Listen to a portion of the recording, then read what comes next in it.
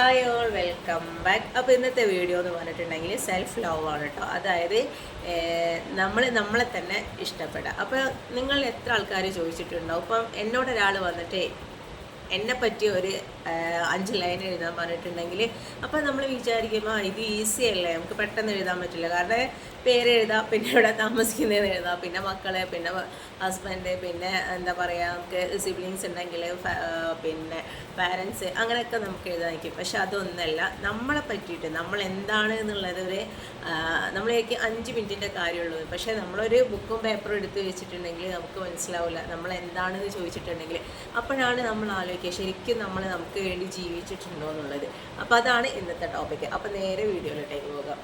ഈ ഒരു self love, self respect എന്നൊക്കെ പറയുന്നത് നമ്മൾ നമ്മുടെ ജീവിതത്തിന് കൊടുക്കേണ്ട ഏറ്റവും മസ്റ്റായിട്ടുള്ളൊരു കാര്യമാണ് കേട്ടോ. നമ്മളിങ്ങനെ എന്താ പറയുക, ഒഴുക്കിനൊത്ത് ജീവിച്ചു പോകാന്നുള്ളതിനേക്കാളും നമ്മളും കുറച്ച് നമുക്ക് വേണ്ടിയിട്ടുള്ള കാര്യങ്ങളൊക്കെ എന്താണോ ഇഷ്ടമെന്ന് വെച്ചിട്ടുണ്ടെങ്കിൽ അത് ചെയ്യാൻ ശ്രമിക്കുക. പിന്നെ നമ്മളെ എപ്പോഴെങ്കിലും കുറച്ച് ഫ്രണ്ട്സിൻ്റെ കൂടെ ഒന്ന് പുറത്ത് പോവുക. പിന്നെ അതുപോലെ എന്തെങ്കിലും ഇനിയിപ്പോൾ സിബ്ലിങ്സ് ആണെങ്കിലും കസിൻസ് ആണെന്നുണ്ടെങ്കിൽ അവരുടെ കൂടെ ഒക്കെ ഒന്ന് കുറച്ച് പിന്നെ ഒരു 6 മാസം കൂടുമ്പോൾ ഒരിക്കലോ, അല്ലെങ്കിൽ ഞാൻ തീരെ പറ്റാത്ത ആൾക്കാർക്കാണ് കേട്ടോ 6 മാസം കൂടുമ്പോൾ എന്നൊക്കെ പറഞ്ഞത്. മാസത്തിൽ ഒരിക്കലെങ്കിലും നമ്മൾ അങ്ങനെ ഒന്ന് പുറത്ത് പോയിട്ട് നമുക്ക് വേണ്ടിയിട്ട് കുറച്ച് ഒരു എന്താ പറയുക, ഒരു 5-6 മണിക്കൂർ നമുക്ക് വേണ്ടിയിട്ടൊന്ന് ചിലവഴിച്ച് നോക്കുമ്പോൾ നമുക്ക് കിട്ടുന്ന ഒരു ഹാപ്പിനെസ് എന്ന് പറഞ്ഞിട്ടുണ്ടെങ്കിൽ ഭയങ്കര എന്താ പറയുക, ഭയങ്കര ഒരു പ്രഷ്യസ് ആയിട്ടുള്ളൊരു കാര്യമാണ് കേട്ടോ. നമുക്ക് വേണ്ടിയിട്ടൊരു കുറച്ച് നേരം കിട്ടാമെന്ന് പറഞ്ഞിട്ടുണ്ടെങ്കിൽ അത് നമുക്ക് നമ്മളെപ്പോഴും ഇങ്ങനെ വീട്ടിൽ ഫുൾ ടൈം ഇങ്ങനെ വീട്ടിലെ കാര്യങ്ങളും മക്കളത്, ഹസ്ബൻഡിൻ്റെ, പിന്നെ ഇൻലോസ് ഉണ്ടെങ്കിൽ അവരത്, അപ്പോൾ അങ്ങനെയുള്ള കാര്യങ്ങളൊക്കെ ചിലവഴിച്ചിട്ട് നമ്മൾ നിൽക്കുമ്പോൾ നമുക്കറിയില്ല പുറത്ത് എന്താണെന്നുള്ളത് നമുക്കറിയില്ല. നമ്മൾ തന്നെ ഉണ്ടാക്കിയെടുക്കേണ്ട ഒരു സംഗതിയാണ് സെൽഫ് ലവ് എന്ന് പറഞ്ഞിട്ടുണ്ടെങ്കിൽ. കാരണം നമ്മളെ പറ്റി നമ്മൾ ചിന്തിക്കുന്നതിൻ്റെ 100% പോലും മറ്റുള്ള ആൾക്കാർ ചിന്തിക്കില്ല.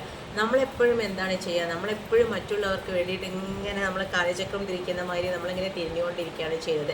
ആസ് എ ഹൗസ് വൈഫൊക്കെ ആണെന്നുണ്ടെങ്കിൽ നമ്മൾ രാവിലെ എഴുന്നേൽക്കുന്നത്, കുക്ക് ചെയ്യുന്നത്, മക്കളെ സ്കൂളിൽ വിടുന്നത്, ഹസ്ബൻഡിനെ ജോലിക്ക് ഇടുന്നത്, പിന്നെ ഇൻലോസ് ഒക്കെ ഉണ്ടെങ്കിൽ അവരുടെ കാര്യങ്ങൾ നോക്കണേ, അങ്ങനെ വേണ്ട സകല കാര്യങ്ങളും നമ്മൾ നോക്കും. പക്ഷേ നമുക്ക് വേണ്ടിയിട്ട് ഒരു 10 മിനിറ്റ് സ്പെൻഡ് ചെയ്യാൻ വിചാരിച്ചിട്ടുണ്ടെങ്കിൽ നമുക്ക് അതിനുള്ള സമയം ഉണ്ടാവില്ല.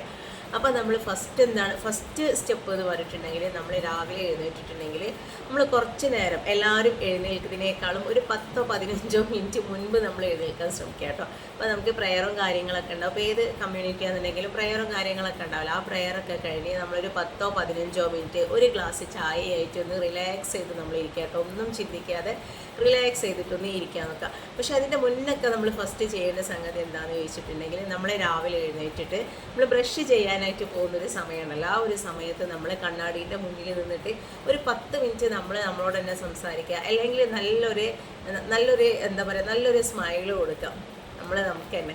അപ്പം കിട്ടുന്ന ഒരു പോസിറ്റീവായിട്ടുള്ളൊരു എന്താ പറയുക, ഒരു വൈബ് എന്ന് പറഞ്ഞിട്ടുണ്ടെങ്കിൽ അത് വല്ലാത്തൊരു ഇതാണ് കേട്ടോ. അതാണ് നമ്മൾ ഫസ്റ്റ് ചെയ്യേണ്ട ഒരു സ്റ്റെപ്പ് സെൽഫ് ലവ് എന്ന് പറഞ്ഞിട്ടുണ്ടെങ്കിൽ. കഴിഞ്ഞതിന് ശേഷം ഞാൻ പറഞ്ഞല്ലോ, ഒരു ഗ്ലാസ് ചായ എടുത്തുനിന്ന് റിലാക്സ് ചെയ്ത് നമ്മൾ കുടിച്ചിട്ട് നോക്കാം കേട്ടോ.